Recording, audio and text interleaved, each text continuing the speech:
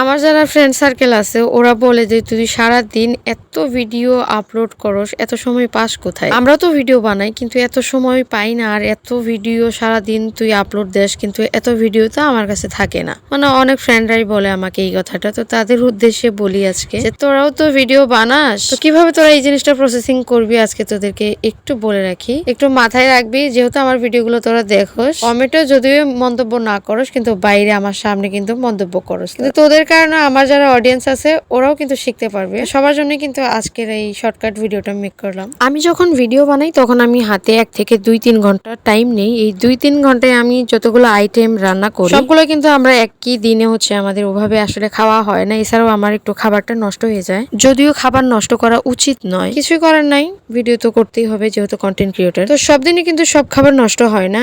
এক একদিন দেখা গেল যে আমি নিত্য নতুন রেসিপি রান্না করলে হয়তো রেসিপি ওভাবে আসলে তুলে ধরি না, কিন্তু দৈনন্দিন জীবনে যে রান্নাগুলো করি ওইগুলো কিন্তু আমি ভিডিও করে করে তারপর শর্ট যে ভিডিওগুলা সেকেন্ডে ধর 15 সেকেন্ড 16 সেকেন্ড ভিডিওগুলো রিলস এর আকারে ধারণ করি, ওইভাবে ভয়েস দিয়ে একদিনের যে কটা ভিডিও আমি আপলোড করি ওই একদিনের সব কটা ভিডিও আমি ভয়েস দিয়ে রেখে দেই, তারপর শিডিউল পোস্ট করে রাখি। তো একা একা পোস্ট হয়ে যায় ওইগুলা। এখন অনেক কন্টেন্ট ক্রিয়েটর আইসা বলতেই পারে যে শিডিউল পোস্ট করলে ভিডিও ভাইরাল হবে না, এই হবে না সেই হবে না। এটাও কিন্তু একটা ভুল আইডিয়া, কারণ ভিউ কামানোর জন্য মানুষ ভুলভাল তথ্য দিবে, এটাও স্বাভাবিক। কিন্তু এই জিনিসটা আমি কিন্তু প্রমাণ করে দেখিয়ে দিয়েছি যে শিডিউল পোস্ট করলে ভিডিও ভাইরাল হয়। আমার কিন্তু ওভাবে আসলে সময় হয়, কারণ আমার বাকি কাজ করতেই কিন্তু সারাদিন চলে যায়। তো সারাদিন তো আর আমি ভিডিও নিয়ে বসে নেই, আমার সংসারে কাজ আছে, বাচ্চা কাচ্চা আছে, বাইরের কাজ আছে, তো সবগুলো তো আমাকে মেনটেন করে চলতে হয়। সবসময় যদি ভিডিও নিয়ে পড়ে থেকে আমার আত্মীয় স্বজনরা বলবে যে পাবনার পাগল। ওই জন্য আর কি ভিডিও করার জন্য 1-2 ঘন্টা হাতে টাইম নেই, বাদ বাকি কাজগুলো আমি সারাদিন টুকটাক করে এভাবে করতে করতে